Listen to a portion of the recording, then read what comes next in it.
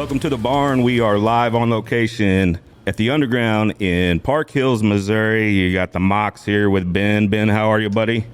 I'm good, Chad. How are you, buddy? Doing good. Hey, this is our third live shoot in 7 days, I think? Busy. A busy. little bit closer this time around. Yeah, it's all right. It's all right. It's a nice place, boy. Yeah, we have what do you call them? The underground crew, the whole crew here. Yeah, this is the underground team. Yeah. But we have Jason, the owner. Jason, how's it going? Appreciate you having us out. Thanks for coming down. Absolutely. Anytime, man. Come on down. I want to say we met about maybe a month ago or so. Came in. I mean, you came in on Thursday night and hung out a little while, and we started chatting it up. And I love what you guys are doing. I've been following you and what have you, and I'm glad you guys came out to highlight what we're doing down here. And we love what you're doing as well, and that's why I did stop in and say, hey, we kind of do it because our studio, or your place here and our studio, is not too far from each other. We also have James, entertainment manager, booking agent. James, how's it going, man? Going great, man. You book the band, you bring all the entertainment in, right? Exactly. Yeah. That is what I do in a nutshell. It can be fun and a headache at the same time. Right.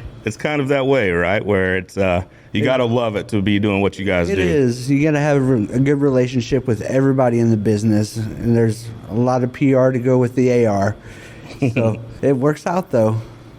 Ben, what do you think about this underground place? This is your first time being here. This is my first time, and I'm actually kind of upset with myself that this is my first time.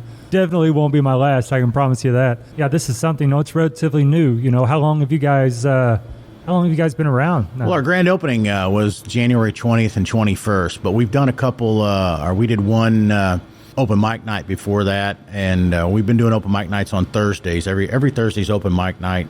We're looking at some other stuff to add to the open mic night, like jam nights for bands and things like that. But we've only been open a total of 10 days, 10 actual nights. Because I've been seeing, a lot of posts on the socials, I guess it'll be, maybe somebody here doing a live feed or something, a band going on, and I'll be sitting on the couch listening to it. My wife will be like, what the hell are you listening to? I'm like, I'm listening to the Underground. Some said I'm just listening to a band from the Underground. So you guys are doing a really good job of getting out on the socials and getting it out so everybody can know. I hope you guys have nothing but success. Because so far you guys are seem to be putting out a pretty good product. Well, I appreciate that. Thank you very much. We tried very hard to get our name out, and we tried very hard to get people. I had this dream when I walked up to this building the first time, and I looked at this building. I didn't know it had a basement under it. I was buying an 8,000 square foot building upstairs to put some businesses in and just rent it out to them and not worry about it. And when the guy showed me the basement, I realized that when I was looking at the pictures of this, there was 5 doors on the outside of the back of it and only 4 on the inside. The last door went to the basement. The building was built in the 50s for a car dealership. And this is down here where you're sitting is where they used to park all the new cars and keep them stored. And then they would sell them upstairs and run them out the front of the building and what have you. So when he opened the door, I walked down here and immediately I said, this is the Underground. It has to be, that place. And there's a story behind, why I went this far, and we'll get into that. But it's a great place. It's, as a lot of people have said, and it's something that we followed up on.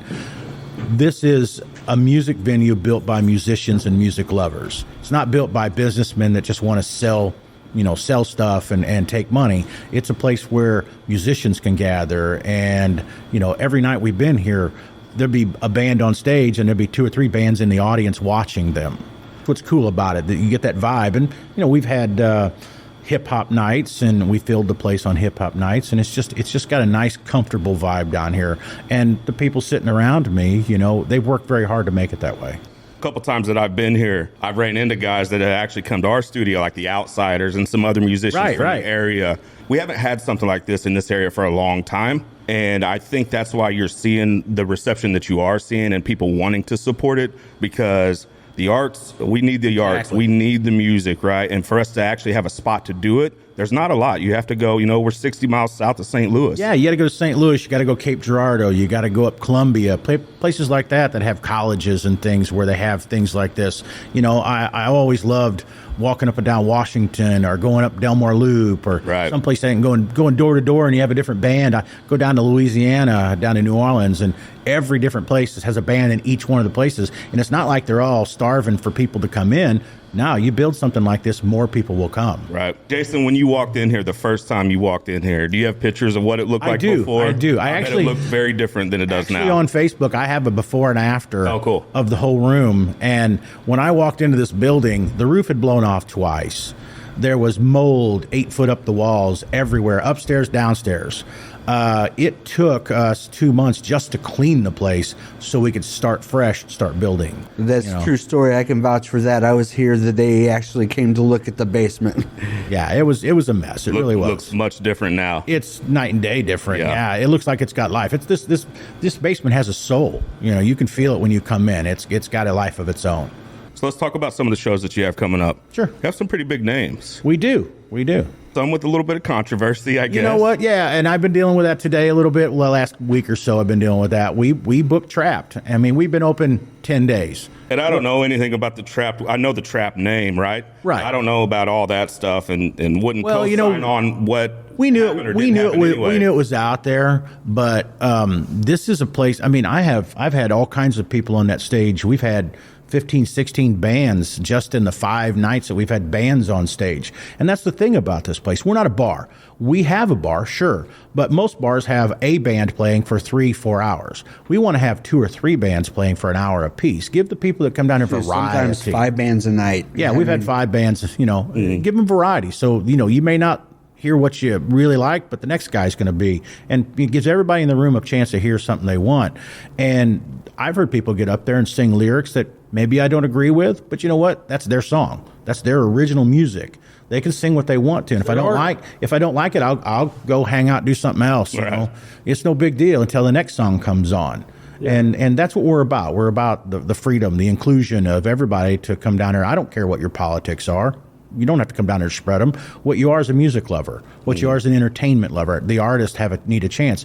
I bring it all up just to say, can't please everybody. No, you're not going to. I think what you guys are trying to do here, at least the vibe I get, is diversity. You have the rap nights. I've seen country acts here. One of the guys that we had on in our studio, Ryan Sells, I caught him at the open mic here, an acoustic act.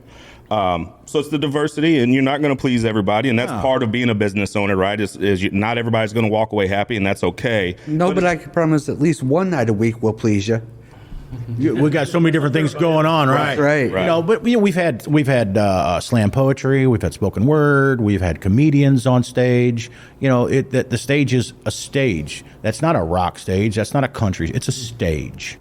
And you're not going to know every single thing that every artist that comes in here, what they might have said or not, but you're giving them the opportunity to showcase their art, right? Their artistic ability. And I think that's the art, music. When we went through all this COVID stuff, that was one of the things that I felt in my life. I was like, man, I didn't realize how important going and seeing live music and having that experience meant to me until I didn't have it. I'm like, man, I'm dying to see some live music. Take it for granted, don't we? And especially, with us being in a smaller area, we don't have a lot of opportunities to do that. You can go to the bar and see some bar bands, and I have plenty of friends in bar bands, and that's great.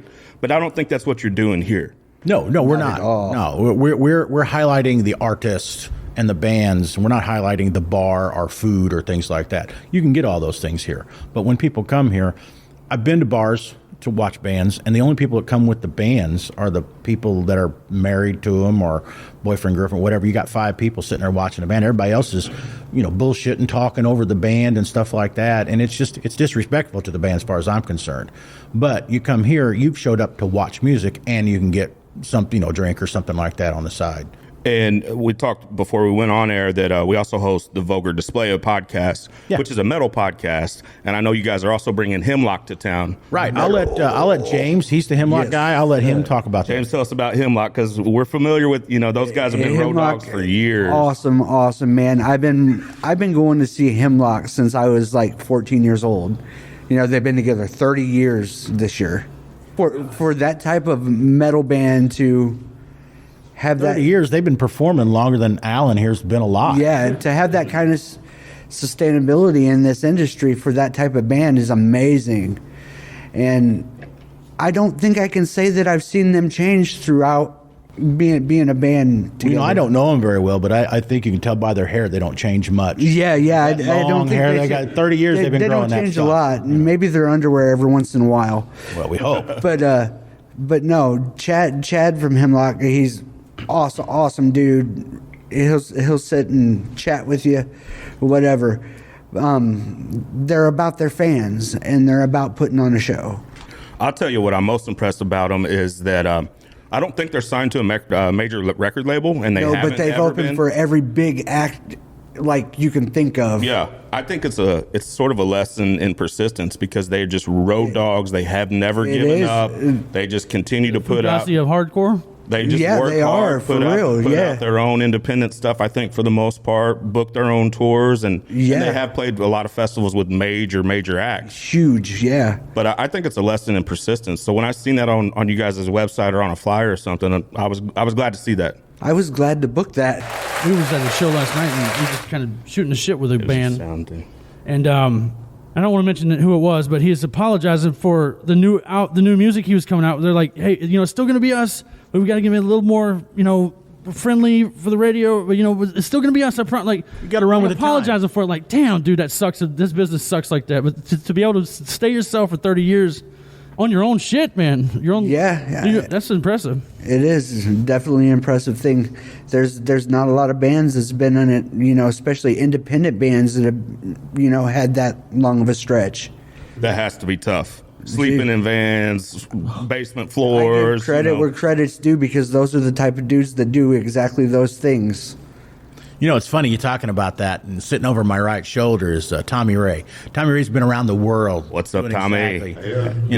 Like that. And I'm going to let him elaborate a little bit about that sleeping in vans and on floors. Geez, I've slept under cars and alleyways, so our equipment was protected in the car. Did you ever read the Henry Rollins book, In the Van? Oh, loved it. I've actually met Henry Rollins. He helped me put one of my Dead Hooker albums out and put it on the map. It was super cool. Yeah, it was quite a while ago I met him. He's a great guy. Yeah, fantastic man. I just bring that up. That's my favorite book about touring because you go to see a live act and you're watching from a fan's perspective, most time.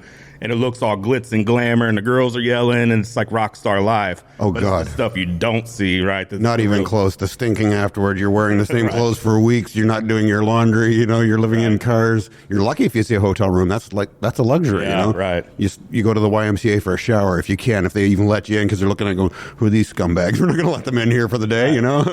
But yeah, the road life is very, very rough. You've got to love it or it will destroy you. That's exactly what we talked about when we interviewed those bands. They were sort of, I would say, on tour with the major tour package, but they were the opener. Yep. And you could tell they were tired. You could tell they probably hadn't showered in a while. Yep. And it's not as glitz and glamour as maybe. Oh, no, you step off a stage at like 2, 3 in the morning, and then you've got like 12, 13 hours to drive home, so you're popping caffeine, you feel like hell, and then you got to do it again the next day for like $50, and look like you're having fun doing it and enjoying it. Yeah. So you got to really love it and not get addicted at the same time is the hardest part, because substance destroys so many bands. I've lost so many members to substance abuse, so that's my biggest word is stay clean while you do it. If you can, stay clean. Hit the caffeine, man. That's all you need. Tommy, you can't hear this, but that's the crowd clapping for you right there. Stay clean out there. I've done the other way, and it didn't get me anywhere other than in a ditch most times, and I've dug my way back out of it. I've been very successful, lost it all many times because of that. So talking to bands over the years, over this last year, I guess, things that people don't think about, man, is like just crushing that you hear people talk about, like they're barely making it anyway, and then the fucking van breaks down, and then yes, no way, or hit a snowstorm. Yeah, we've gone to gigs with no idea how we were even going to get back as far as gas or anything. Matt, my drummer, actually sitting over here, which is our head of security here. What's up, Matt? We've played in bands together. What's going on? And we've gotten to places where we put out ideas when we came. We've literally put a jerry can on the stage saying we need gas. Like literally, have had to do that. Yeah. And I think Jason said it. You got to love it, right? Absolutely. And even what you guys do here. How many hours are you here throughout the week? A lot. I think it'd be easier to say how many I'm not here. Right. Yeah. So it's a labor of love. You got to love what you do. Right. Exactly. And I've surrounded myself. And there's been people come and go, but they were here for the wrong reason. That's why they went. Because I don't put up with that. The people that are sitting around this table and a few other people, they're here because they see the dream. They've seen where it started and why it started. And that's an interesting story if you want me to pick on that just a little bit. Absolutely. My son is a disabled veteran. He was broken. He came back from Iraq. Sorry, I get a little emotional. But I stopped one day because he was silent. He wouldn't talk about what happened. He wouldn't do anything. I stopped one day and I bought him a guitar and an amp. And I took it home to him. And I said, here, take this. And he started playing it. He never played before. And he taught himself how to play. And Trivium, you heard of Trivium? Oh, yeah. That's his favorite band ever. Cool. He learned every song that Trivium plays. And he can play it just like they do it. And 10 hours, 12 hours a day, he never put it down. I know this because his wife told me. He never puts it down. It's loud. But 10, 12 hours a day. And that taught me that music heals people. You know, you find things in music you wouldn't find in words anywhere else. And also that music is an international language. No matter where you're at, music talks to you. No matter who you are or what country you live in, you can listen to music from across the world and it moves you. So that, and the funny side of this is, you ever seen the movie CBGB? Oh, yeah. Yeah. Okay, Great movie. Hilly Crystal, he opened up this bar because he thought country and western was going to be the next big thing. That's and what CBGB he says it was Yeah. in Nashville, not in the Bowery in New York when he did it. But what I liked about the story was that some of the people that we see in the Rock and Roll Hall of Fame got their first shot on his little postage stamp size stage. And, you know, the Police, Blondie, the Ramones, Talking Heads, that's where they started at. And when the Talking Heads went into the Rock and Roll Hall of Fame, they brought him up and said, this dude gave us a place to sleep, fed us, cheered us on, gave us a place to perform. And that's what that stage that sits over in the other part of this room is for. It's for artists to get up there and present themselves, because you don't get any better playing in your bedroom. You don't get any better until you're in front of one person, and then in front of 10 people, and then in front of thousands of people. Just like Tommy says, if you don't play to nobody, you'll never play to everybody. You know, so that's what that stage is. And that's one of my dreams, is 20 years from now, someone to go, my first time on stage was the Park Hills Underground. That's a dream in the back of my head. That's what I want. You know, that's why I'm taking selfies with all the bands and stuff like that, and trying to get them to sign their set list for me so I can put them away.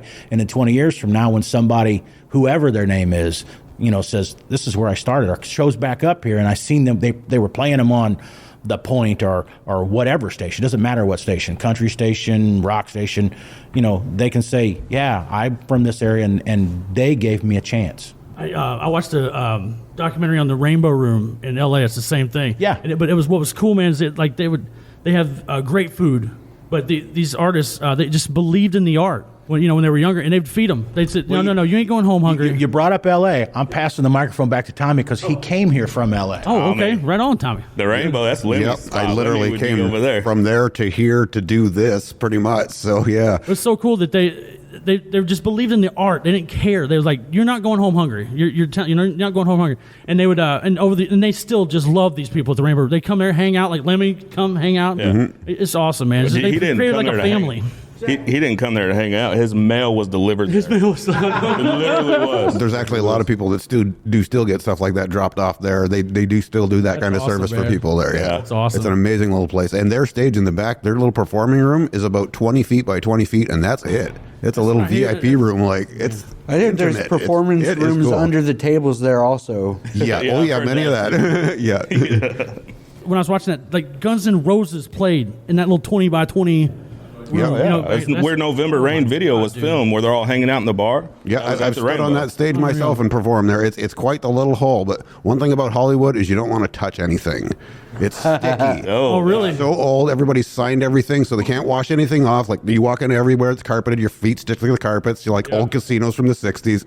It's quite nasty, but it's a tourist trap. If you want to see it, it's great to see, but just don't touch anything. We are live at the Park Hills Underground in Park Hills, Missouri. We've had some small businesses on some of our other podcasts. Love the revitalization of Park Hills. You know, with all these new businesses popping up, and even a little bit more north, I guess, on Main Street, what they're doing up there, what's happening down here. You got the bullpen, you got the sand trap Yep. on the other end, and then you got Slaughterhouse, Old Mine House up on the other end. They put in the new municipal stage.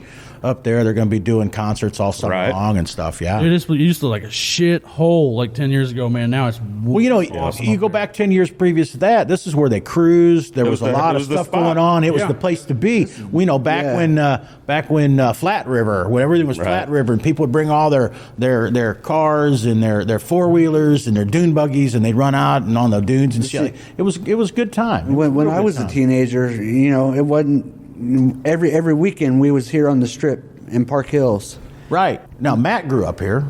He remembers all that stuff when this town did that. Oh yeah, it was the spot. You go behind the movies, get in a fight, or pick up a girl, or whatever. And then the cool thing about it was with our vehicles. you could go cruising and then go to the bowling alley parking lot and catch a concert there. Our fight. Our fight. Yeah. Either one. But there was usually like pennies for Allah back in the day. Oh sure, yeah. Always D-line. Torrance. What's that one? What's that one? That young guy, Jim, came in here the other day, and he's part of that band. That 75-year-old singer. What was the name of that band? Start with an M. Medallion. Yeah. One of the guys in Medallion was here, last week and what have you, and he was talking about those times. Park Hills, with this current incarnation of the politics and stuff in Park Hills, which I'm nothing to do with. I don't care about all that, but they are absolutely receptive of what we're doing down here. Good. They have worked with us very closely to make things happen, to help us understand the right way to do it. Because that's the one thing I came into this, as Matt and Tommy and James know, and Alan's just learning about us, is that we wanted to do it right. Because I didn't want to come up 4 years from now and they say, well, your roof is shit, or you need to do this, and we'd have to do something. I wanted it to be done right the first time, and so much so, as a lot of people that follow us know on Facebook, last March, almost a year now, we're coming up to a year anniversary, we flooded because we were working outside that ramp that you guys walked down, because we had to put in a handicap ramp because there's no way to get down here. Well, that ramp's 40 some odd foot long. And we had it all dug out. And then on March 30th last year, it rained 2.5 inches in like an hour and a half, 2 hours. And the water backed up through the sewers and everything and down the street. And this place filled up with water down here. We had to tear out half of the basement and start all over again. Jeez. It cost us about $50,000 to do all that. Stage out and everything. Yeah, the stage, we rebuilt everything. Had to put it all back because it was all wet. The insulation under the stage to keep it from echoing got all wet. Now there's eight tons of sand and rock under it now. Yeah, if it gets wet, it'll dry up. But we put $25,000 just under the floor trying to put in drains and things like that, because that definitely was not fun to do. There was problem. No, it was not fun. There was problems next door in this parking lot. That's another big basement. It used to be a building there, and we had water coming under the walls across our floor, and we couldn't stop it. There was nothing we can do about it, and it cost a bunch of money to fix that. Park Hills is doing their best to help us. They're going to let us do street parties. We're going to put a stage outside. We're bringing this into town back to life. Apparently, over the last several years, they have the people that be up here, they've gotten younger. Mayor and council and all that. Yeah. Well, they understand where the money comes from too. They don't, monies don't come from businesses that are stagnant all the time. They come from businesses that turn things over and getting restaurants and bars and music and things that people want to see. Has this place sustained a rain like that since you did all this? It's sustained a lot of rains. Okay, yeah, we haven't had a problem. We haven't had a problem with that. But the main problem with the water was because we had the whole parking lot was dug out, and there was pipes. We had no idea they were under there, and found out they were old drainage pipes that weren't even used anymore, but they're still hooked to the system. Yeah, the big old clay. These are big old clay 8-10 inch pipes, and water just started shooting out of there like it was a fire hose. It was amazing. All I could do is stand there and watch and video it while it did it, because I couldn't stop it for anything. Stop at water, man. No, it goes where it wants. But yeah, that's I'm getting back to the city. The city is very, very behind us about wanting to do it. Stacy Easter, the current mayor, she was down here, spent an hour and a half touring around talking about the possibilities, and she was telling me about possibilities for this end of town that would work with us, like putting a dog park in and putting other things in down here right by us, using part of the land that we control to help the city bring in more people to do more things. So they have the vision, just like us, that vision of allowing people to come down here and enjoy themselves. They like fun. They like a lot of fun. It's Exactly. very, very cool, man. Farmington has country days. I think we're thinking about metal days. There you Metal go. days, there you yeah. Metal I days. think we can get away with into it. man. You never know these guys. I'm telling you. Hey, A rock. I'll tell you what. My partner and I, Yeah, that guy you just my heard was original Alan. partner from 2003, we did it kind of just despite the city of Farmington during Country Days. We had our first metal show A block away from country days. inside Farmington City Hall. Yeah. Oh yeah. Yeah, I've been to some of those. So not only did we book, we didn't tell them what we booked it for. And we got a lot of feedback off of this, like newspaper articles and everything, because the headlines was like huge on the paper the day after Country Days. This concert was not for your typical Country Day goers. Well, I think it's in the name, Country Day. Yeah, So, but there was nothing for metalheads, so we decided to do that. that's right. You got to make a spot And for it yourself. went over Welcome very to the well. underground. Right, and there's nothing wrong with country music. But Not you can at get all. country music at every bar around here, playing 3-4 hours at a time. Every one of them, there's country, and there's nothing wrong with it. It's art, man. I love it. I enjoy country music. There's nothing wrong with it. But there has to be a balance too. We'll have country on our stage. We've had country on our stage, but you got to have all of it in its own place. Oh yeah. This is The Barn live from the Park Hills Underground in Park Hills, Missouri. Joined here by the Park Hills crew. Team. I call it my team. Yeah. We got Tommy going back to L.A. after this, right? Yeah, right. Hit the rainbow. He's Tommy caught the dream. He's been here every day, just like Matt. We've been here every day, and James comes in and helps out when James can. But he's doing a lot of behind the scenes stuff. He's on the phone. He's in emails and stuff. And that's his trip. That's what he does, and he does it well. And stuff like. I feel like the three of us have been chatting for probably over a month now. Probably, on text and just trying to coordinate Right, things. sure. And I wanted to. He hasn't said much. He spoke up a couple times. This sitting to my left here is Alan. Uh-oh. Alan's the youngest team member. He's in age. That's kid. And in how long? intern? Well, no, I don't call him an intern. He doesn't get paid, so I guess he could be an intern. But that's all coming. Like I said, as we build and stuff like that, our team builds. We hire. We get more people on the payroll. Sure. That's what it's all about. Now, one thing we didn't cover before I turn this over to him, let him talk about what he's doing. The Park Hills Underground is actually ran and operated by the Park Hills Music and Arts Center, which is a 501. It's dedicated nonprofit. Upstairs from us is another 4,000 square foot room that we're going to turn into a rentable hall. We're going to have veterans events. That's the focus of that. We're going to be have a warming center in the winter, a cooling center in the summer, all working with the city on that. Be able to have parties, put young bands up there, do free dances and stuff up there for anybody that wants to come. But our focus is going to be helping veterans. We're talking to some different groups like Guitars for Vets that do guitar lessons for vets, disabled or not. And if they complete the course, they give them their guitar that they're using. Super cool. Stuff like that. It's a very cool thing. But again, that goes back to music heals, and my story with my kid. So anyway, Alan Smith, he reached out to us, I don't know, a couple months ago. A month ago, and he says, "Hey, I'm going to let him finish this story." Alan, how's it going, man? Going good. Yeah. So I'm Alan Smith. I go to Farmington High School. Oh, cool. Just down south He here. was young. Yeah. I'm still in high school. So I write for our school newspaper there, and I last year was seeing stuff that he was posting on Facebook, all that stuff. Then they did an open mic night, announced the grand opening weekend stuff. I reached out to him. I go, hey, I'd love to interview you. I'd love to come up here and just see the place, see what's going on. He had no idea what he's getting into. Yeah, no. So then, we did that, and you guys were talking about Stern earlier, and it kind of resonated with me. Yeah. It was a conversation. It was not an interview. I had a list of questions. I looked at it twice, and it was a conversation. Well, when you have passion in your story, when you got it's a movement kind of thing, you don't have to script it. It comes out of Right. your head Sure. the same every time, and it's the same message. Yeah. So you're not looking to ask questions. You're looking just to, talk Right. about it, get it out.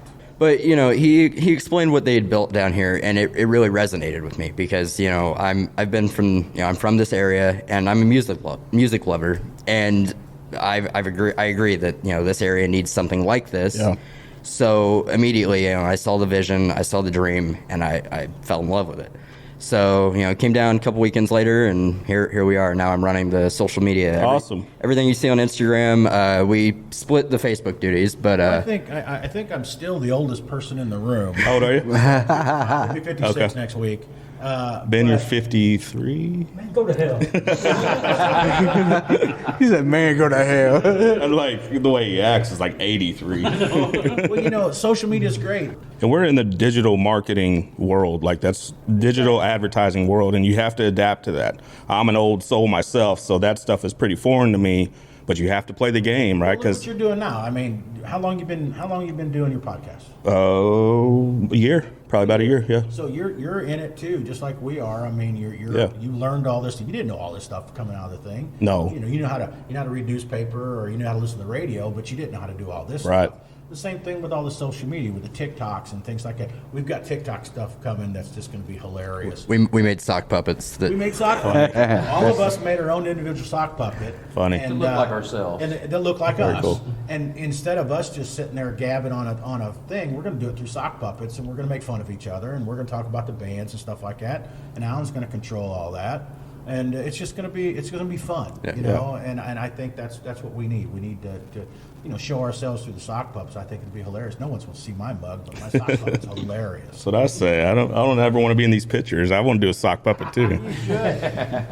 This is the barn live from the Park Hills Underground, Park Hills, Missouri. What's the address here? Rinke? It's 104 Rinke, Rinke Street. And you park in the back right off of Main Street. Yeah, you come around Main Street, you come through the parking lot, and there's parking lots out back. I learned last night that people can't find us. They talk about we don't know where they're at, so I've got a couple 12-foot long banners coming, one for the front of the building and one for hanging on the big red pavilion out back, and that's how I'm going to tell you about it. Look for the big red pavilion, because we're getting ready to finish the sides, all red and all that, and we're going to hang one on the side that says Park Hills Underground downstairs. Just to give people a visual reference on where they need to go to. And for the right price, any other businesses can hang. Right, that's another thing. Right, there you go. We're starting that now. People that want to tag on the tickets, get their names on the tickets so people can see their businesses. Flyers. Alan, since you're the social media manager, why don't you give us all the socials we can find the underground at? Yeah, so we're on Facebook, just parkhillsunderground.com. Facebook.com/parkhillsunderground. And then Instagram is Park Hills Underground. TikTok is Park Hills Underground. There's nothing on there yet, but again, we talked about the sock puppets. Twitter is at Park Hills Under 1. We've got some kind of rule about so many characters. Yeah. Sure, yeah. Yeah. And then we've got a website, parkhillsunderground.com. We're, in the process of building that. And then we've also got a link tree with all that. On all of our socials, we have a link tree link, and you can get all of it in one shot. So, Yeah. And then, what we haven't put up there is my OnlyFans yet, but we're not going to do that. Right? Yeah, that's what we're waiting Oh on. my God, nobody wants to see that. They're going to pay not to see it. What are you talking about? Yes, I would pay not to see that. Well, we appreciate you having us out. This isn't going to be the last time you see us. Awesome. The Park Hills Underground in Park Hills, Missouri. Thanks for having us, guys.